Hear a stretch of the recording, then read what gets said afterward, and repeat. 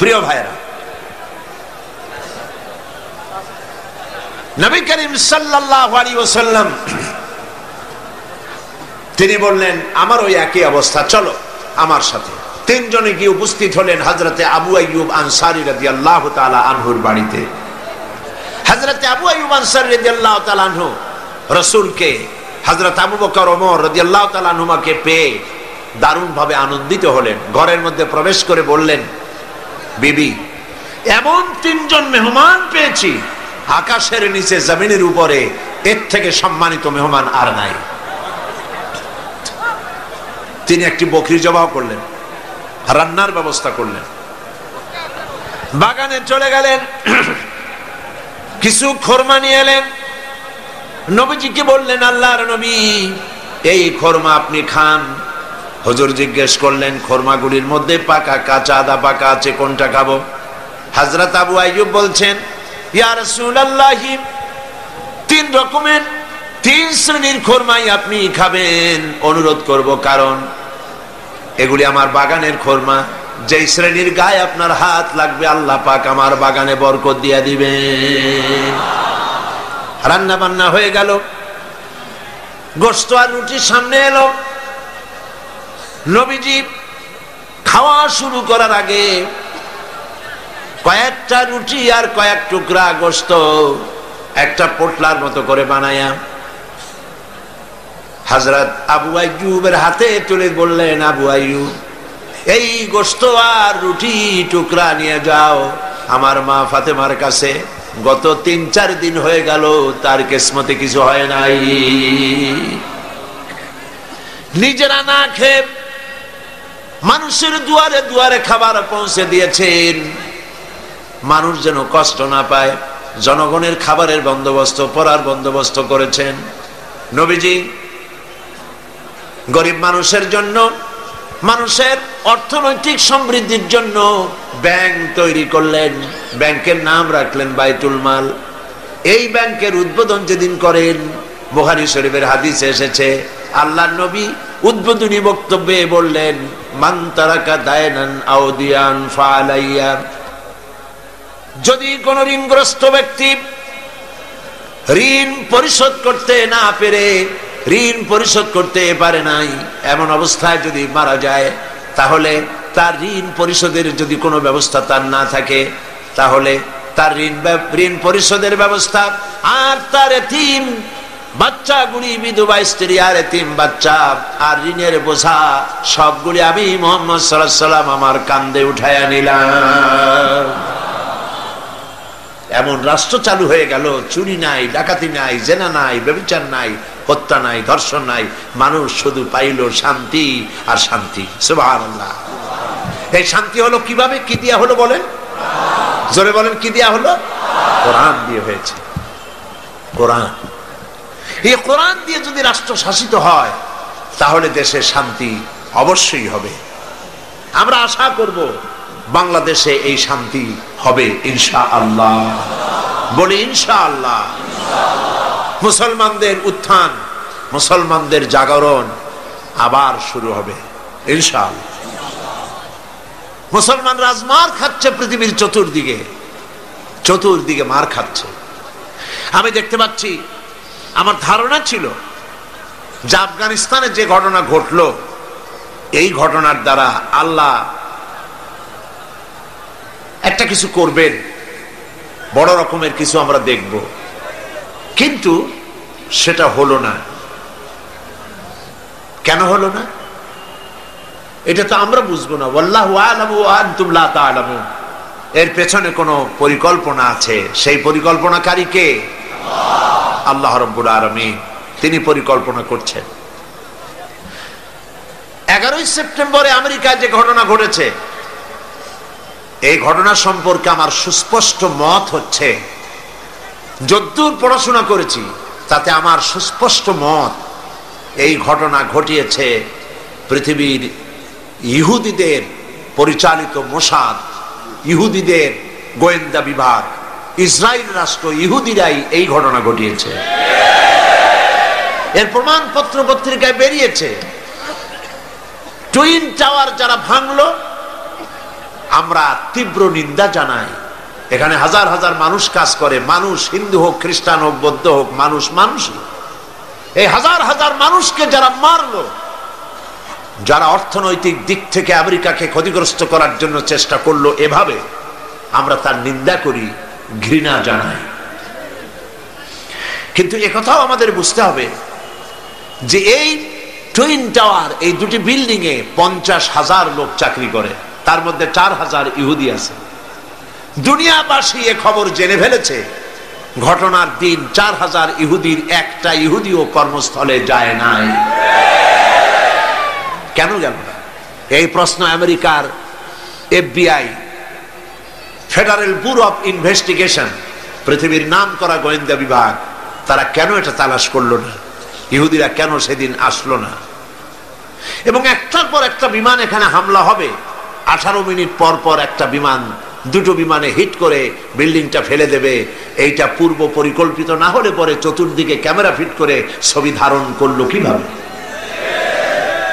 এগুলি বিশ্লেষকগণ চিন্তা ভাবনা করছে। মানুষ সব মাথা খারাপ না, কিছু বুদ্ধিমান মানুষ পৃথিবীতে এখনো আছে। সুতরাং কাজটি ইহুদিরা করেছে। কেন করেছে? কারণ হলো সমাজতন্ত্রের পতনের পর পুঁজিবাদী শোষণ থেকে বাঁচার জন্য পৃথিবীর নিগৃহীত নির্যাতিত মানবতার জন্য খোলা ছিল কেবলমাত্র ইসলাম, শুধুমাত্র ইসলাম। সেই ইসলামের দিকে মানুষ যাতে আসতে না পারে, সেই জন্য ইসলাম আর মুসলমানদেরকে মিডিয়ার মাধ্যমে প্রচার করানো হলো সন্ত্রাস আর মৌলবাদ। ইসলাম মানি সন্ত্রাস, মুসলমান মানি মৌলবাদী। তবে দুর্ভাগ্য, এখানে একটা লোক বাজার থেকে খুব জোরে দৌড় মারছে। লোকেরা জিজ্ঞেস করলো, দৌড়াও কেন? কয় ভাই, মানির মান আল্লাহই রাখে। কয় কেমন? কয় বাবা আর আমি দুইজনে গেছিলাম বাজারে, বাজারের মানুষেরা আমার বাপেরে ধরিয়া জুতা দিয়ে এমন পিটাইলো, আমি আরামসে নিরাপদে চলে আসছি, আমারে কেউ কিছু করতে পারে না। মানির মান আল্লাহই রাখে। ওর বাপের জুতা দিয়ে পিটায় আর মানির মান আল্লাহ রাখে। দুর্ভাগ্য এই জাতির এক শ্রেণীর কলামিস্ট, এক শ্রেণীর মুসলমান নামধারী কলামিস্ট, মুসলমান নামধারী ফিচার লেখক, মুসলমান নামধারী সাংবাদিক, মুসলমান নামধারী বুদ্ধিজীবী, মুসলমান নামধারী রাজনীতি, ওরা মুসলমানের ঘরে জন্মগ্রহণ করেও কুলাঙ্গার। এই লোকগুলি মুসলমানের ঘরে জন্মগ্রহণ করেও মুসলমানদেরকে মৌলবাদ আর সন্ত্রাস বলে গালি দেয়। এই দেশের মানুষেরা দুর্গা পূজার ক্ষতি করতে যায় নাই। আমরা হাজারবার বলেছি, এদেশের হিন্দু, মুসলমান, খ্রিস্টান, বৌদ্ধ সব সম্প্রীতি নিয়ে বসবাস করবে। এই দেশে আমি আমার এলাকা পিরোজপুরে আমার DCSP কে ডেকে বলেছি, যদি আমার দেশে সাম্প্রদায়িক সম্প্রীতি বজায় রাখতে হবে, মায়ের পেটের ভিতরে সন্তান থাকে যেমন নিরাপদ, আমার এলাকার ভিতরে অমুসলিম ভাইয়েরা থাকবেন সেভাবে নিরাপদ। কোন মানুষ যদি অমুসলিমদের গায়ে হাত দেয়, জুলুম করে, অত্যাচার করে, লাইট পোস্টের সাথে ঝুলাইয়া সারাদিন পিটাবেন, যাতে করে 1 মাসের ভিতরে বাপের নাম মনে না আসে। আমার দেশের মতো জায়গায় থেকে যদি আপনাদের মজা না লাগে, শান্তি না পান, তাহলে এমন নিরাপত্তার জায়গা, এরকমের শান্তির জায়গা, সাম্প্রদায়িক সম্প্রীতির জায়গা আর একটা কোথায় আছে আপনি আমাকে দেখান। হিন্দু নেতৃবৃন্দ যারা বলছেন অসভ্য বর্বরের রাজত্ব চলছে, তাহলে হিন্দুস্তানকে আপনারা কি বলবেন? 1947 সনে ভারত, আমরা ব্রিটিশ থেকে স্বাধীন হলাম। 1947 থেকে শুরু করে 2002 সাল পর্যন্ত বাংলাদেশে কোনো সাম্প্রদায়িক দাঙ্গা হয় নাই। একথা ঠিক না বেঠিক? একথা সত্য কিনা? একবারের জন্য হয় নাই। আর তোমার হিন্দুস্তানে 1947 থেকে 2002 সন পর্যন্ত 4000 বার সাম্প্রদায়িক দাঙ্গা হয়েছে।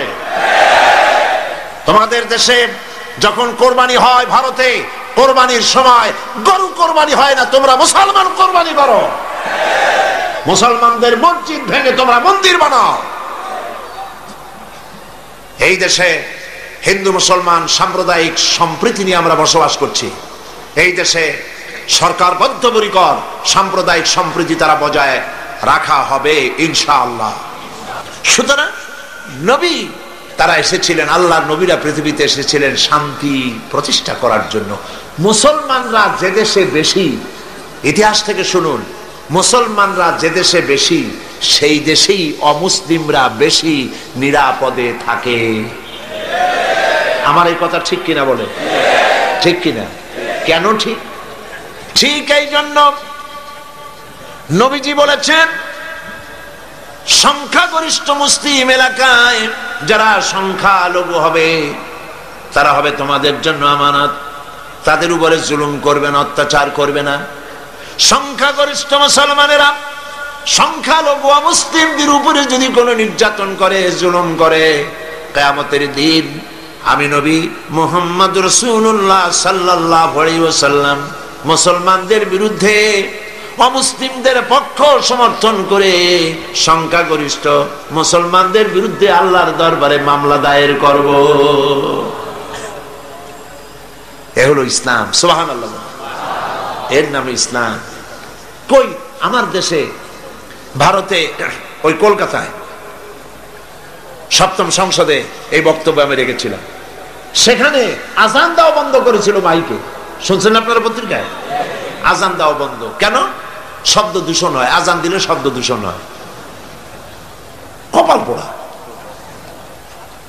আমি পার্লামেন্টে বলছি আজানে শব্দ দূষণ হয়, সেই জন্য মাইকে আজান দেওয়া হয় না। আমার দেশে তো 1 কোটি অমুসলিম আছে। এই 1 কোটি অমুসলিমরা যখন ঢোলে বাড়ি দেয় তখন তো আমরা বলি না যে আমাদের শব্দ দূষণ হয়, আমাদের আজানের ক্ষতি হয়, আমাদের নামাজের ক্ষতি হয়। আমরা কি বলি? আমার ঢাকায়, বরিশালে, পিরোজপুরে দুর্গাপূজার সময় রাস্তা বন্ধ করে দিয়ে মাইক লাগায় গান বাজনা করা হয় 10 দিন। সিলেটে হয় না? হয় কিনা? আজানের সময় মাইক বাজায়, গান দেয়, বাজনা হয়। কোন মুসলমান গিয়ে বলছে না তোমরা বাজাইতে পারবে না? বলেন, বলেছে? এর থেকে শান্তির জায়গা কোথাও আছে? আমি স্পষ্ট করে বলতে চাই, পৃথিবীতে বাংলাদেশের মতো সাম্প্রদায়িক সম্প্রীতির দেশ আর নাই। অরাজকতা সৃষ্টি করার জন্য তারা এই সমস্ত নেতৃবৃন্দকে সামনে এনে আজে বাজে কথা বলে বাংলাদেশের সাম্প্রদায়িক সম্প্রীতি বিনষ্ট করে বিশ্বের দরবারে বাংলাদেশের মর্যাদা ক্ষুণ্ণ করতে চায়, কিন্তু এই চেষ্টা তাদের ব্যর্থ হতে বাধ্য। প্রিয় ভাইয়েরা, আল্লাহ রাব্বুল আলামিন তার কোরআন এবং নবীর সুন্নাহ দিয়েছেন দিন কায়েমের জন্য। সেই দিন যাতে কায়েম না হতে পারে সেই জন্য মৌলবাদ বলা হয়। আমি কত পয়েন্ট ভুলি নেই। আফগানিস্তানের এই ঘটনা কেন ঘটলো সেই কথাই তো বলতেছিলাম। ওইখান থেকে ঢোলের বাড়ি পর্যন্ত আসছি, এখন আবার চলেন সেখানে। ওরা নির্বিচারে একটা দেশ শেষ করে দিল। আমি যতটুকু বুঝেছি ওদের আসল টার্গেট ওসামা বিন লাদেন নয়, ওদের আসল টার্গেট হচ্ছে ইসলাম, ইসলামী আন্দোলন এবং মধ্য এশিয়ার তেল সম্পদ আসল টার্গেট। কিন্তু আল্লাহ পাকের চাইতে শক্তিশালী পৃথিবীতে আকাশেও কেউ নাই, জমিনেও কেউ নাই। তুমি যত বুদ্ধি করবা, যতই শক্তি ক্ষমতা দেখাবা, আল্লাহ পাকের সামনে কিছুই কুলাবে না। ঘটনা অন্যরকম ঘটতেছে, অন্যরকম ঘটতেছে। কিরকম? আমেরিকা বিশাল দেশ। আমি আমেরিকার 22টা স্টেট সফর করেছি। বিশাল দেশ। কয়েকটা দেশ নিয়ে একটা মহাদেশ হয়, আর আস্তা আমেরিকা একটা মহাদেশ নিয়ে একটা দেশ। আমাদের দেশটা কটটুক দেখেন। ঢাকা থেকে যদি F-28 বিমানে করে যদি আপনি বাংলাদেশ থেকে রওনা করেন, দেশ ছাড়তে চান, আধা ঘন্টা কি 35 মিনিট সময় লাগবে।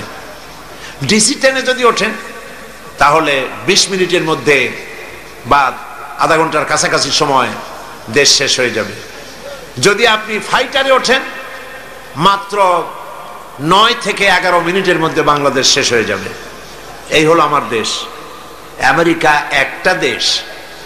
নিউ ইয়র্ক থেকে প্লেনে চড়েছি ক্যালিফোর্নিয়া যাওয়ার জন্য 7 ঘন্টা সময় লেগেছে। একটা দেশ, একদিকে আটলান্টিক মহাসাগর আর একদিকে প্রশান্ত মহাসাগর, কি বিশাল দেশ। এই দেশের মানুষগুলি সব বেকুব নয়, পাগল নয়। আফগান নিরীহ এই মুসলমানদের উপরে, দেশগুলির উপরে আক্রমণ এবং একটার পর একটা দেশের উপরে আক্রমণ করার পরিকল্পনা দেখে সেখানকার লোকেরা চিন্তা ভাবনা করছে, কেন মুসলমানদের উপরে আক্রমণ হচ্ছে, বিষয়টা কি, এরা কি মৌলবাদ, কি সন্ত্রাস, টেররিস্ট শুধু মুসলমান, শুধু ইসলাম, আর কিছু নাই পৃথিবীতে, কেন, কারণটা কি? তারা খোঁজ করা শুরু করেছে, ইসলাম জানার চেষ্টা করছে। আমাদের কাছে রিপোর্ট এসেছে, ইসলামী বইপত্র, কোরআন শরীফ আর ইসলামী বইপত্র আমেরিকায় দেধারসে বিক্রি হচ্ছে, আগের তুলনায় 50 গুণ বিক্রি বেশি হচ্ছে। এবং 11 সেপ্টেম্বরের ঘটনার পর থেকে নিয়ে এই পর্যন্ত আমেরিকান খ্রিস্টান মুসলমানদের ইসলাম গ্রহণ করার হার 4 গুণ বেড়ে গেছে। ঠেকাবে কি করে? আল্লাহর নূর, ঠেকাবার উপায় নাই। আবু জাহেল তো চাইছিল মক্কা শরীফেই মুহাম্মদ সাল্লাল্লাহু আলাইহি ওয়াসাল্লামকে ঠেকায় দেবে, পারছে? আল্লামা ইকবাল বলেছেন, মাগরিব কি ওয়াদিও মে गूंजी अदा हमारी, मगरिब की वादियों में गूंजी अदा हमारी, थमथा न था किसी से सैल रवा हमारा। প্রাচ্য এবং প্রতীচ্য, পাহাড় এবং পর্বতে, ইথার এবং বাতাসে রণিত, অনুরণিত, ধ্বনিত, প্রতিধ্বনিত হয়ে বিশ্বের চতুর্দিকে ছড়ায় পড়বে আমার আজানের আওয়াজ, কেউ ঠেকাতে পারবে না। ইসলাম বিশ্বের চতুর্দিকে ছড়িয়ে পড়বে, ঠেকাবার উপায় নাই। কয়জন মারবা? এখন পৃথিবীতে 140 কোটি মুসলমান, 140 কোটি মুসলমান, কতগুলি মারবা? তোমরা মরলে ডাইরেক্ট জাহান্নাম, আর আমরা ইসলাম প্রতিষ্ঠার রাস্তায় যদি মৃত্যু হয়, শাহাদাত, ডাইরেক্ট আল্লাহর জান্নাত। তোমাদের বেঁচে থাকাও বরবাদ, মরে যাওয়াও বরবাদ। আর ইসলামের পথে যারা, তাদের বাঁচাও আল্লাহ পাকের রহমত, আর মরে যাওয়াও রহমত। সেই জন্যে ইসলামের পক্ষে আজ সারা বিশ্ব ইসলামের বিপক্ষে কাজ করছে, আর মুসলমানদেরকে এই সময় ইসলামের পক্ষে টিকে থাকতে হবে, ইসলামকে জানতে হবে, বুঝতে হবে, ইসলামের উপরে টিকে থাকতে হবে, তাহলেই আমাদের বিজয় অতি সন্নিকট। আমার তো মনে হয় আর বেশি দেরি লাগবে না, ইসলামের বিজয়ের একটা সময় এসে গেছে ইনশাআল্লাহ। মায়ের যখন প্রসব যন্ত্রণা শুরু হয়, তখন বোঝা যায় বাচ্চা হইতে আর সময় লাগবে না, ঠিক কিনা? ঠিক কিনা? আজ পৃথিবীর প্রসব যন্ত্রণা শুরু হয়েছে, তাম পৃথিবীর চতুর্দিকে মুসলমানদের উপরে জুলুম অত্যাচার শুরু হয়েছে। এই জুলুম অত্যাচারের মধ্য দিয়ে আগামীকাল যে সূর্য উদিত হবে, সেই সূর্য হবে ইসলামের জন্য, আল্লাহর দ্বীনের জন্য, মুসলমানদের জন্যই সেটা হবে। তামাম পৃথিবীর বুকে আল্লাহর দেওয়া বিধান ও কোরআনের রায় কায়েম হওয়ার জন্য সময় আর বেশি দূরে নয়। এজন্য মুসলমানদেরকে ঐক্যবদ্ধ হয়ে নবীর পথ ধরতে হবে, নবীর রাস্তা ধরতে হবে। আল্লাহ পাক নবীকে যে উদ্দেশ্যে পাঠাইছেন, কোরআন যে উদ্দেশ্যে নাজিল করেছেন, সেই উদ্দেশ্য ধরে আমরা যদি জীবন চালাতে পারি, আল্লাহর রহমত আমরা লাভ করতে পারবো। আল্লাহ পাক আমাদেরকে, আল্লাহ পাক বলেছেন কোরআনে কারীমের মধ্যে, ওয়া কানা হাক্কান আলাইনা নাসরুল মুমিনিন। আল্লাহ রাব্বুল আলামিন বলেন, মুমিনদেরকে সাহায্য করা আমি আল্লাহর জন্য ওয়াজিব। সুবহানাল্লাহ বলেন, মুমিনদেরকে সাহায্য করা আমি আল্লাহর জন্য ওয়াজিব। মুসলমান বেশি হওয়া লাগবে, সৈন্য সংখ্যা বেশি হতে হবে, অস্ত্র বেশি হতে হবে। আল্লাহ পাক এগুলি বলেননি। অস্ত্র লাগবে, এটা ঠিক, অস্ত্র লাগবে। কিসের জন্য? দিন প্রতিষ্ঠার জন্য। কেউ যদি আমাদের মারে, তাহলে আমরা তো আর বসে বসে আঙ্গুল চুষতে পারবো না, কি বলেন, ঠিক কিনা? এই জন্য জিহাদে আল্লাহর মদদ পাওয়া যায়। মুসলমানেরা আল্লাহর দেওয়া বিধান কায়েমের জন্য যদি চেষ্টা চালায়, আল্লাহ পাক বলেছেন ওয়ালা তাহিনু ওয়ালা তাহজানু ওয়া আনতুমুল আলাউনা ইন কুনতুম মুমিনিন। কোনো ভয় নাই, কোনো চিন্তা নাই, যদি মুমিন হও আমি আল্লাহ তোমাদেরকে জয়ী করব। সুবহানাল্লাহ। 10 জন সূরা আনফাল আল্লাহ পাক বলেছেন 10 জন ইমানদার সাবের মুত্তাকি যদি হও 100-র উপরে বিজয়ী করব। সুবহানাল্লাহ কবেন না? 100 যদি হও ইমানদার সাবের মুত্তাকি 1000 কাফেরের উপর বিজয়ী করব। সুবহানাল্লাহ। আল্লাহ পাক আজও তার রহমত নিয়ে আসেন আমরা যদি মুমিন হই। বদরের মাঠে জিহাদের ময়দানে একজন সাহাবী বলছেন ইয়া রাসূলুল্লাহ, জিহাদের ময়দানে সবাই নেমে গিয়েছে, আমি একজন যুবক মানুষ মুসলমান, আমার কাছে কোনো অস্ত্র নাই, মেহেরবানি করে একটা অস্ত্র দেন, আমি জিহাদে শরীক হয়ে যাই। হুজুর বললেন আমার কাছে অস্ত্র নাই। তিনি বললেন ইসলামের এই প্রথম জিহাদে আমি কি করে নীরব দর্শকের ভূমিকা পালন করি, যা পারেন তাই দেন আপনার হাত দিয়া। নবীজি এদিক ওদিক তাকায়া একটা শুকনা খেজুরের ডাল পেলেন, শুকনা খেজুরের ডালটা ধরাই দিলেন সাহাবীর হাতে। সাহাবী বলেন নবীজির হাতের দেওয়া শুকনা খেজুরের ডাল দিয়া জিহাদের ময়দানে ঝাঁপিয়ে পড়লাম। ধারালো তরবারি দিয়ে আঘাত করলে যেমন কাম হয়, নবীর দেওয়া শুকনা খেজুরের ডাল দিয়ে আঘাত করার সঙ্গে সঙ্গে কাফের দ্বিগণ্ডিত হয়ে পড়তে লাগলো। কবি বলছেন ফিজাই বদরি পয়দা কুন ফেরেশতে তেরি নুসরত কো, ফিজাই বদরে পয়দা কুন ফেরেশতে তেরি নুসরত কো, उतर सकते गर्दों से कतर अंदर कतर अब्बी।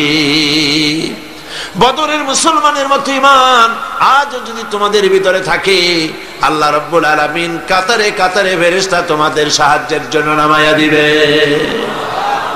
ঈমানদার হও, মুসলমান হও, আল্লাহ পাক সাহায্য করবেন। আল্লাহ পাকের সাহায্য নিয়ে আমরা কি করতে চাই? দিন প্রতিষ্ঠা করতে চাই। আমরা মারামারি করতে চাই না, আমরা পাশ্চাত্যকে বুঝাতে চাই।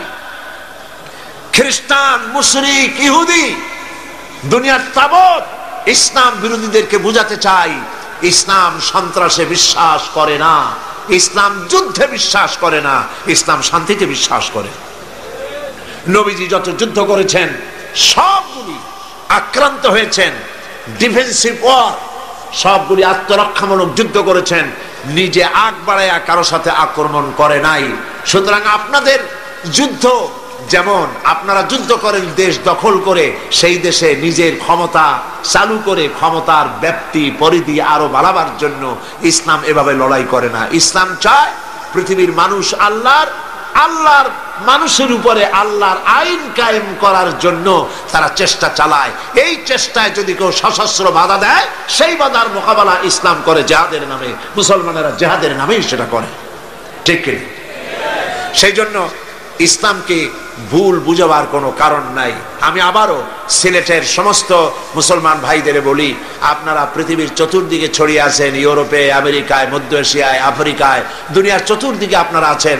আপনারা মানুষের কাছে যান, দ্বীনের দাওয়াত নিয়ে ছড়িয়ে পড়ুন, মানুষকে বুঝান ইসলামের মধ্যে সন্ত্রাস নাই, সাম্প্রদায়িকতা নাই।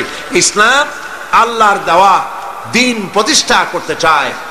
মুসলমানেরা পৃথিবীর সব থেকে বেশি শান্তিকামী, তারা মারামারিতে, হত্যা, জিঘাংসায় বিশ্বাস করে না। এই কথাগুলি মানুষকে বুঝান। নামাজ পড়ুন, দিনদার হন, ইমানদার হন, পরেজগার হন। আল্লাহ পাক যেন আমাদের তাই বানান, বলেন আমিন। প্রতি বছর আমি নামাজের কথা আপনাদের সামনে বলি, আজও না বলে পারি না, কারণ শুধুমাত্র ওয়াজ শুনলে হবে না। নামাজ হলো ফাউন্ডেশন। নামাজ কি? ফাউন্ডেশন। নামাজ লা দীনা লিমান লা সালাতা লাহু, যার কাছে নামাজ নাই তার কাছে দিন নাই, ঈমান নাই, চরিত্র নাই, কিছুই নাই। 5 ওয়াক্ত নামাজ জীবনে আর ছাড়বো না, ওয়াদা করতে পারবেন?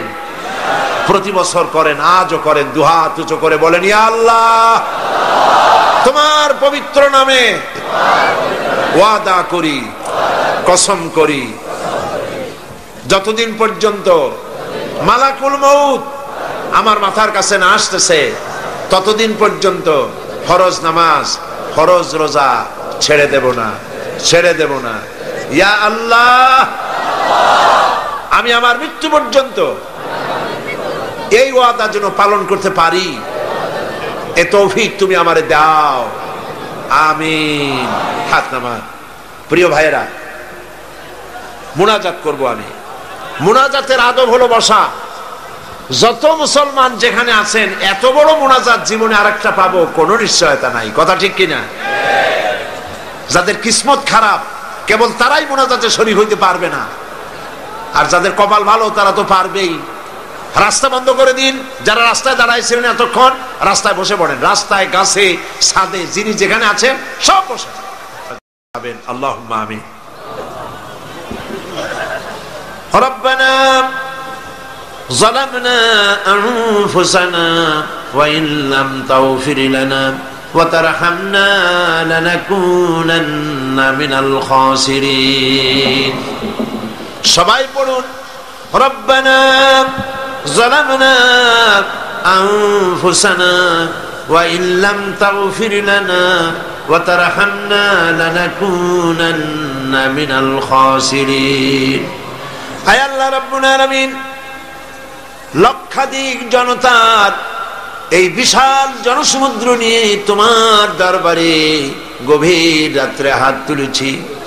আল্লাহ তাআলা 5 দিন ধরে কোরআনের কথা আলোচনা হয়েছে, দরুদ ও সালাম হয়েছে, জিকির আজকার হয়েছে। এর মধ্যে যা ভুল হয়েছে মেহেরবানি করে মাফ করে দাও রব্বুল আলামিন। যে সব আলোচনা, দোয়া, দুরুদ, নামাজ, তেলাওয়াত যা হয়েছে, তুমি খুশি হয়ে মেহেরবানি করে নবী করিম সাল্লাল্লাহু আলাইহি সাল্লামের রূহ মোবারকে পৌঁছায় দাও। तमाम পৃথিবীর মাটির নিচে যত মুমিন মুমিনাত শুয়ে আছেন তাদের আরোয়ার পরে সওয়াব পৌঁছায় দাও রব্বুল আলামিন। এই পৃথিবীর মাটির নিচে তোমার নবীরা যারা শুয়ে আছেন, সাহাবায়ে কেরাম, সিদ্দিকিন, শুহাদা, সালিহিন, আসফিয়ায়ে কেরাম, আউলিয়ায়ে কেরাম যারা শুয়ে আছেন তাদের আরওয়ার পরে সওয়াব পৌঁছায় দাও রব্বুল আলামিন। এই সিলেটের ময়দানে তোমার মাহবুব বান্দা হযরত শাহজালাল রাহমাতুল্লাহ আলাইহি, হযরতে শাহপরান থেকে শুরু করে তোমার মাহবুব বান্দারা যারা শুয়ে আছেন সিলেটের মাটিতে, সকলের রুহের পরে সওয়াব পৌঁছায় দাও। হায় আল্লাহ তাআলা, আমাদের মধ্য থেকে আমাদের মা বাপ যাদের দুনিয়া থেকে জনমের মতো বিদায় হয়ে গেছে, আল্লাহ তাআলা আমাদের মা বাপের কবরগুলিকে জান্নাতের টুকরায় পরিণত করে দাও। রব্বির হামহুমা কামা রব্বায়ানি সগীরা। সবাই পড়েন, রব্বির হামহুমা কামা রব্বায়ানি সগীরা। আয় আল্লাহ তাআলা, আমাদের জন্মদাতা পিতা কত কষ্ট করে আমাদেরকে মানুষ করেছে। আয় আল্লাহ তাআলা, গরিব মানুষ ছিলেন আমাদের পিতা, সবার বাপ ধনী ছিল না, অনেকের বাপ গরিব ছিল। ধান বিক্রি করে, চাউল বিক্রি করে, নারকেল সুপারি বিক্রি করে কোন রকম করে জীবন চালায়ছে, আমাদের লেখাপড়ার খরচা দিয়েছে। মাথায় পিঠে হাত বুলাইয়া কত দোয়া করেছেন, কত আশা করেছেন ছেলে ভালো হবে, ছেলে আল্লাহর খাঁটি গোলাম হবে। আল্লাহ তাআলা এইভাবে বাপ স্নেহ দিয়া যত্ন করে মানুষ করে দুনিয়া থেকে বাড়ি ঘর কিছুই নিলেন না, সব ফালায় থুয়ে বিদায় হয়ে গেল। যাবার সময় বালিশ নয়, লেপ নয়, তোশক নয়, টাকা নয়, পয়সা নয়, কিচ্ছু না, সাদা 3 টুকরা কাপড় নিয়া খালি হাতে বাপ বিদায় হয়ে গেল। আয় আল্লাহ, আব্বা যাদের মারা গেছে কবরটাকে জান্নাতের টুকরা বানাইয়া দাও রব্বুল আলামিন। জনম দুঃখিনী মা 8 মাস 10 মাস মায়ের পেটের ভিতরে থেকে হাঁটু দিয়া পা দিয়া গুতা দিয়া মাকে কষ্ট দিয়েছি।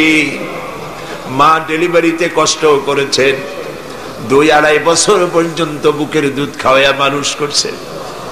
প্রচন্ড মাঘের শীতে, প্রচন্ড মাঘের শীতে মায়ের কোলে থেকে পেশাব পায়খানা করে মায়ের কাপড় চোপড় নষ্ট করে দিয়েছে। মা রাগ করে আছাড় দেন নাই, একটা থাপ্পড়ও লাগান নাই। বাইরে নিয়ে পানি দিয়ে ধুয়ে সাফ করে কান্না মুখে শত চুমা দিয়া হাসি ফুটাইছেন যে মা, ওই মা যার বিদায় হয়ে গেল, কবরটাকে বেহেশতের বাগান বানাইয়া দাও। রব্বির হামহুমা কামা রব্বায়ানি সগীরা। আবারও পড়েন, রব্বির হামহুমা কামা রব্বায়ানি সগীরা। আয় আল্লাহ তাআলা, আমাদের দাদা-দাদি, নানা-নানি, আত্মীয় স্বজন, পাড়া প্রতিবেশী যার যা মারা গেছে প্রত্যেকের রুহের পরে সওয়াব পৌঁছায় দাও রব্বুল আলামিন। তাম পৃথিবীর বুকে মুসলমানেরা বড় এতিম, অসহায়, দেখার মতো কেউ নাই। আল্লাহ, আমরা মার খাচ্ছি চতুর্দিকে, আমরা বুঝতে পেরেছি আমরা অপরাধী, আমরা গুনাহগার, আমরা মার খাওয়ার উপযুক্ত হয়েছি। রব্বুল আলামিন, আয় আল্লাহ তাআলা, তুমি আজ তোমার আরশে আজিম থেকে সিলেটের মাদ্রাসার মাঠের দিকে তাকাও, রহমতের নজর দিয়া তাকাও। আরশে আজিম থেকে রহমতের নজরে তাকায়া দেখো সিলেটে তোমার বান্দা বান্দিরা কিভাবে কাঁদতেছে।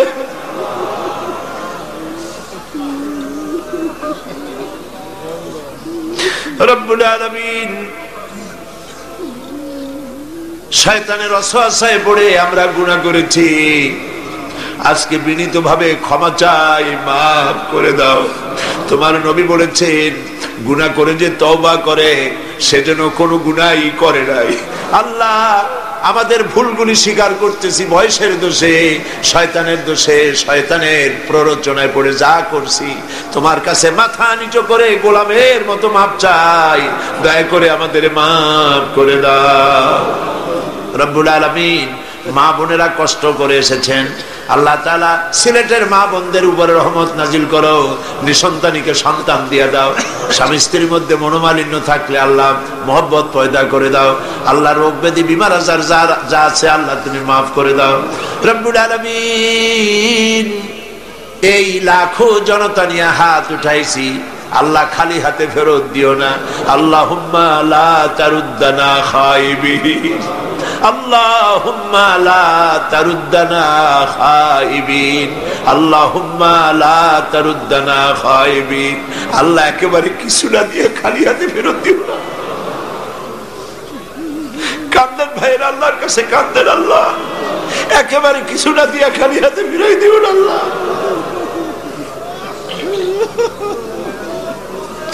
আল্লাহ তাআলা, আমরা গুনাহগার, শর্মিষ্ঠা, লজ্জিত, দুঃখিত, আল্লাহ আমাদের মাফ করে দাও।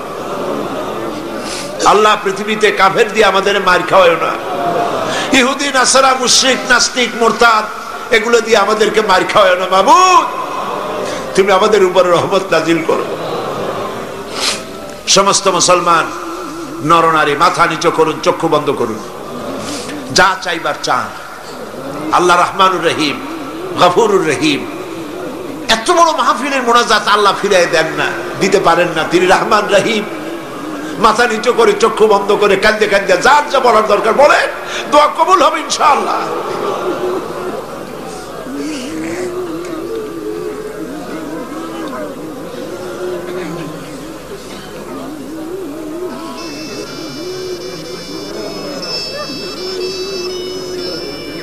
আল্লাহ, তুমি আমাদের কান্না শোনো, তুমি আমাদের ডাক শোনো, তুমি আমাদেরকে ক্ষমা করো।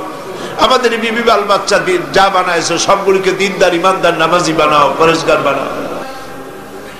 আরেকটি দোয়া করি তোমার দরবারে, কিয়ামতের দিন যেদিন পায়ের নিচে হবে তামার মতো মাটি, মাথার উপরে প্রকাণ্ড সূর্যের কিরণ হবে, গুনাহগারের মাথার মগজ গলে গলে নাক কান দিয়ে বেয়ে পড়তে লাগবে, জিহ্বাটা কুকুরের মতো ঝুলে নাভিস্থল পর্যন্ত পড়ে যাবে, ময়দানে সাড়া পড়বে পানি পানি বলে। আয় আল্লাহ, ওই দিনে তোমার হাবিবের হাতের কাউসারের পেয়ালা আমাদের নসিব করে দিও।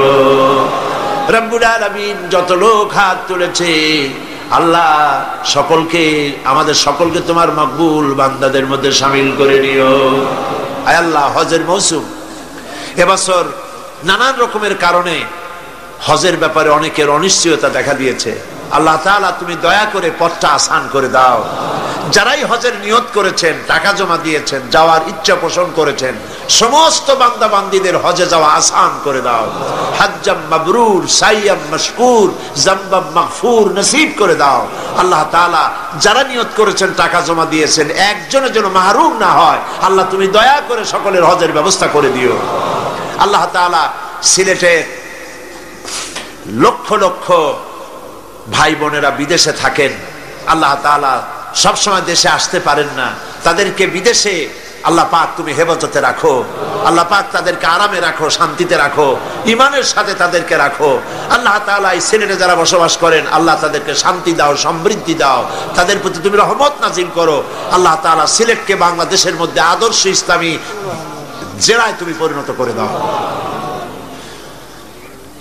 ربنا تقبل منا إنك أنت السميع العليم وتب علينا إنك أنت التواب الرحيم سبحان ربك رب العزة عما يصفون وسلام على المرسلين والحمد لله رب العالمين واجعل آخر كلمة عند الموت لا إله إلا الله মুহাম্মাদুর রাসূলুল্লাহ। আসসালামু আলাইকুম।